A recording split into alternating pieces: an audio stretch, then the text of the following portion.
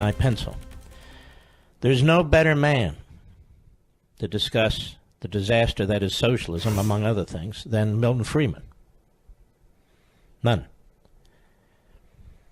Now, ladies and gentlemen, we are very, very blessed people in this country. A very blessed people in this country. The truth is we, our parents, our ancestors, born into this country, came into this country. Those of us, like me, born into this country, we're just lucky that this is where we were born. We're very, very lucky. Because the vast majority of the world doesn't live in America. They live under unspeakably horrific conditions, or in relative liberty, but still they are smothered by government. And that's most of Europe. We are a step or two behind Europe.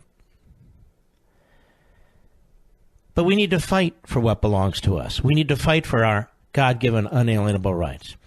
We need to fight to retain our economic system, our constitutional system.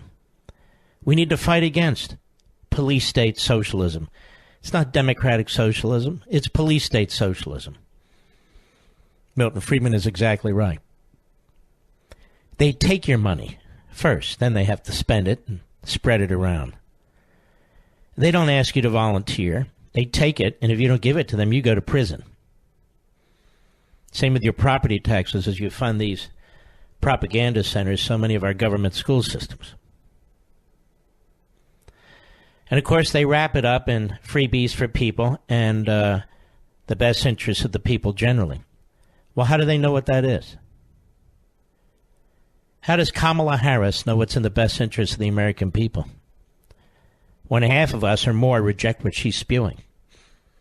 How does a 29-year-old out of New York who won a Democrat primary by 16 or 17,000 votes, who has no real serious experience, isn't particularly bright, how does she get to tell us how to live? Whether it's the Green New Deal, whether it's health care, whatever it is. Because we're handing our liberty, we're handing our ancestry, we're handing our country over to these people. And to the extent we're not handing it over to them, they're grabbing it. They're seizing it. They have great designs for you and me, whether we like it or not. Maybe they'll have their own 5-year plan, like Stalin and Mao. Maybe they'll have the great leap forward, like Mao did. You never know. Maybe you have too many children. Isn't that what AOC said the other day? Maybe you should limit how much meat you should eat. Maybe fill in the blank. Liberty is a difficult thing to protect because by its very nature, it allows diabolical people with evil intentions to maneuver, to operate. And so in that respect, liberty is its worst enemy. And yet it's difficult to know how to prevent that, isn't it? I've said this before. I've written about it before. This is a puzzle that man has never been able to solve. We want liberty, but liberty in the hands of the wrong people brings tyranny. Because they are free to do things under our system that ultimately is reckless. Where does this idea come from, this spreading the wealth, going after the rich, material-centric ideology, which is really all the left ever thinks about, right? Materialism. Well, capitalists do, but capitalists don't just think about materialism. They have to satisfy their customers. They have to satisfy their employees, or they go out of business. Not so with the government. Government doesn't have to satisfy anybody, because why? Because the government is the law.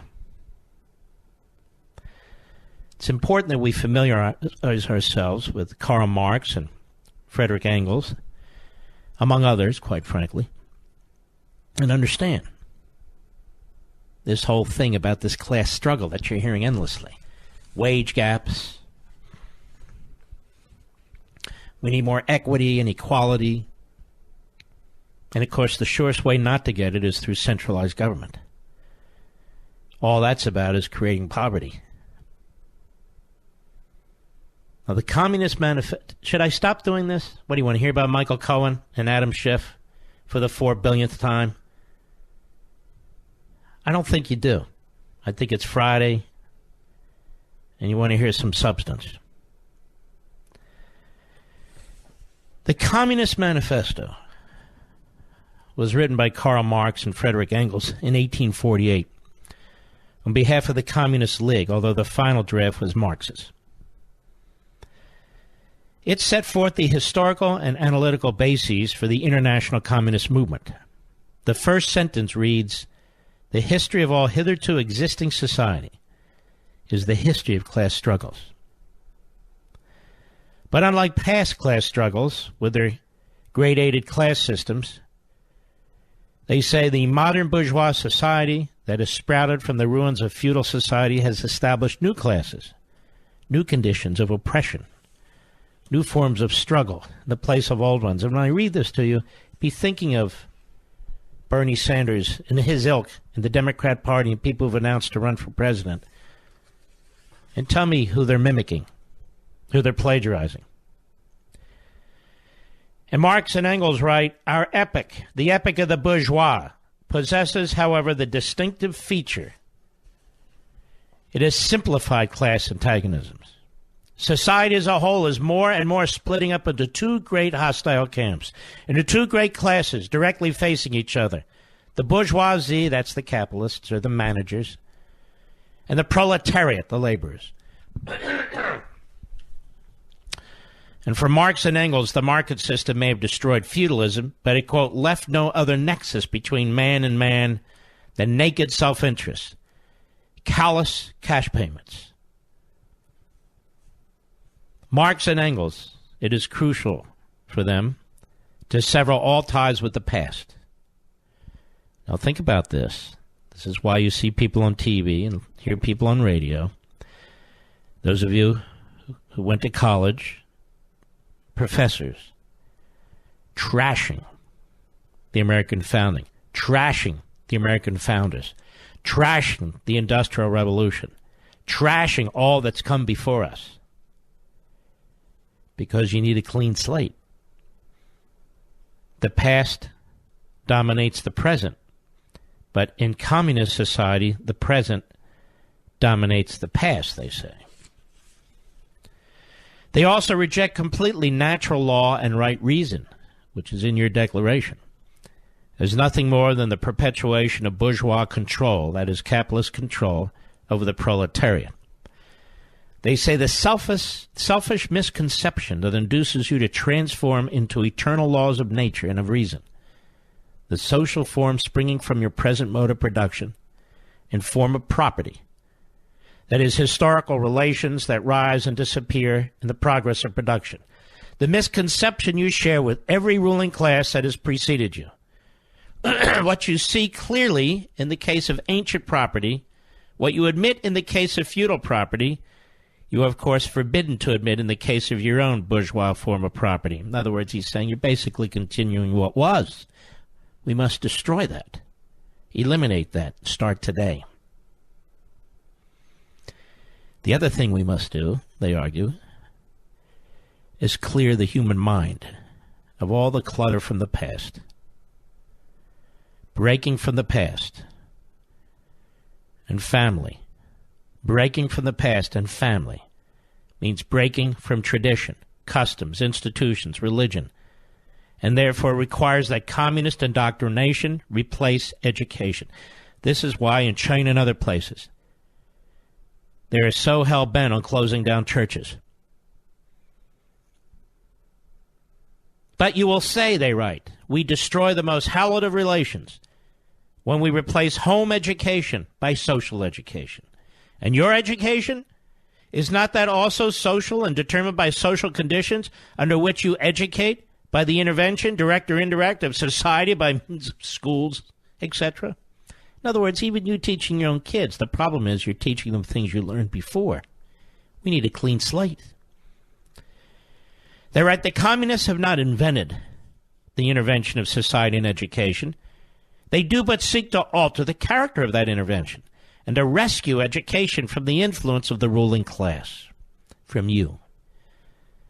The bourgeois claptrap, this is them, about the family and education, about the hallowed correlation of parent and child, become all the more disgusting as by the action of modern industry, all family ties among the proletarians are torn asunder, and their children transformed into simple articles of commerce and instruments of labor. You understand Bernie Sanders buys every syllable of this, right?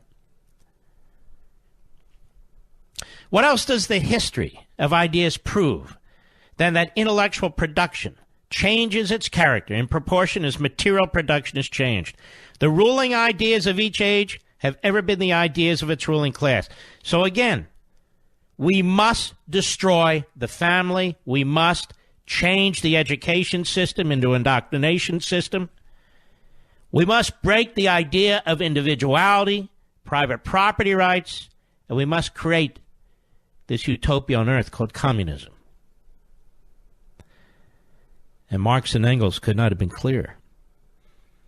There are besides eternal truths, they write, such as freedom, justice, etc., that are common to all states of society. But communism abolishes eternal truths. It abolishes all religion, all morality, instead of constituting them on a new basis. It therefore acts in contradiction to all past historical experience. The history of all past society has consisted in the development of class antagonisms that assume different forms at different epochs, and therefore they say we must destroy. This is why communism is so violent. This is why communism is so impoverishing. Everything must go. The healthcare system has to go. The energy system has to go. The immigration system has to go.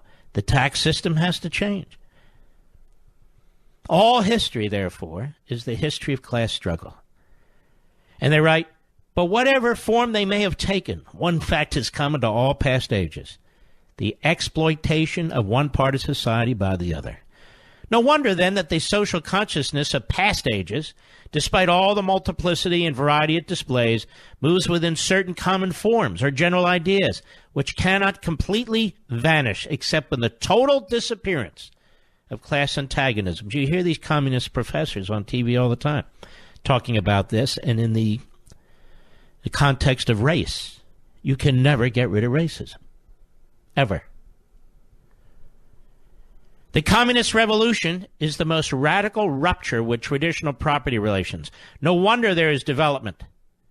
Its development involves the most radical rupture with traditional ideas. And you can see why those who are radical into the identity politics movement and the separatist movement based on race, why they find Marxism so appealing. Let us destroy the world created by the plantation owners. Let us destroy the world created by the slave owners at the Second Continental Congress and beyond. Let us destroy the history of the United States. Let us change it all. Why are we bound by what came before? Why are we bound by the Declaration, the progressives argue? Why are we bound by the Constitution, the progressives argue? Why are we bound by our own imperfect history? Let's start all over again. Forget about individuality and unalienable rights and so forth. The proletariat will rise up in a working-class revolution, they argued, and replace the bourgeois as the ruling class. It will, quote, use its political supremacy to wrest by degrees all capital from the bourgeoisie, to centralize all instruments of production in the hands of the state, of the proletariat organized as the ruling class. You know, after the Russian Revolution, you know what Lenin said? Okay, we've had our communist revolution, now how do we govern? Marx didn't tell us. Marx didn't tell us. How do we govern? More when I return. Mark Levin.